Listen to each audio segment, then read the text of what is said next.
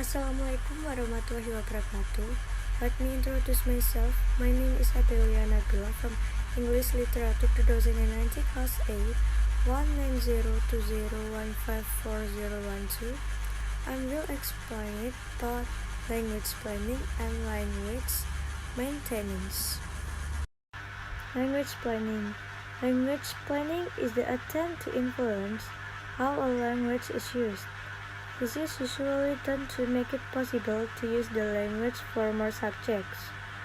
Goals, objectives, and strategies are made to change the way a language is used.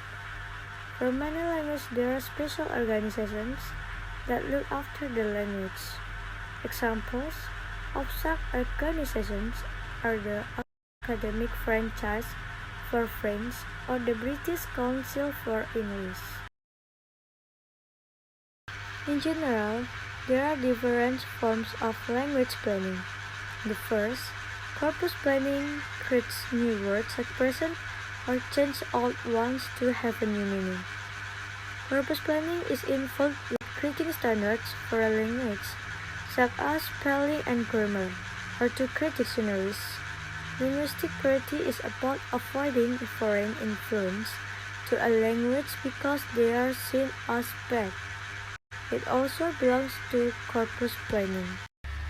The second, status planning. Status planning wants to change the way a language is used.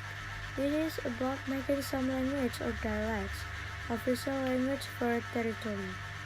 Very often part of status planning is creating a writing system for a language that was only spoken before.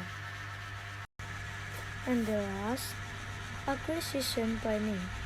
Acquisition planning is about teaching the language.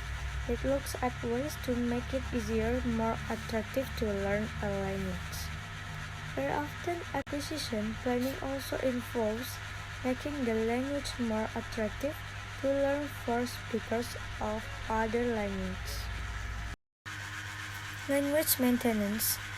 Language maintenance is a situation when a speech community can continue using their language from generation to generation, although there are conditions that could evict them to shift to another language. In the maintaining language, a speech community refuses to use another language. The attitude is often termed as language loyalty, while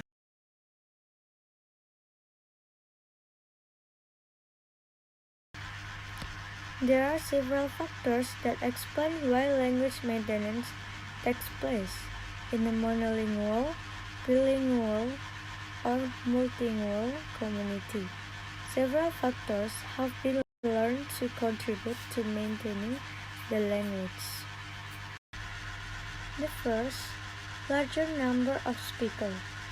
Larger number of speakers in a community where several groups of speakers speaking different languages live. The group with more speakers has better possibility to maintain the language. In other words, fewer speakers have to face more challenge.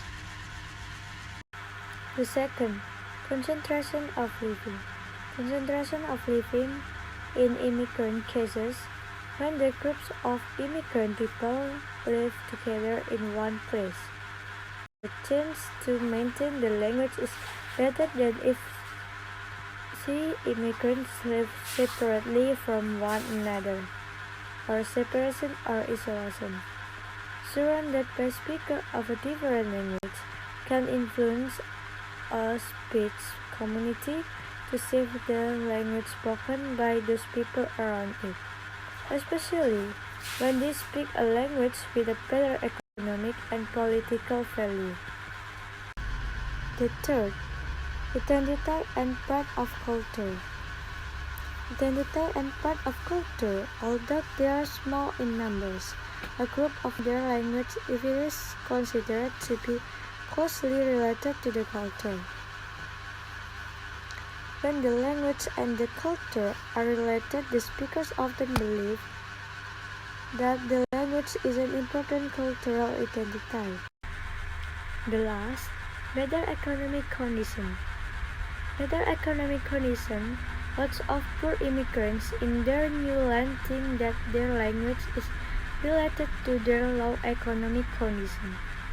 Meanwhile, immigrants with a good economic condition may believe that their fortune is also due to the language they learning English believe that if they can speak the language, they have better chance to get better jobs. Suppose the maintenance of the training.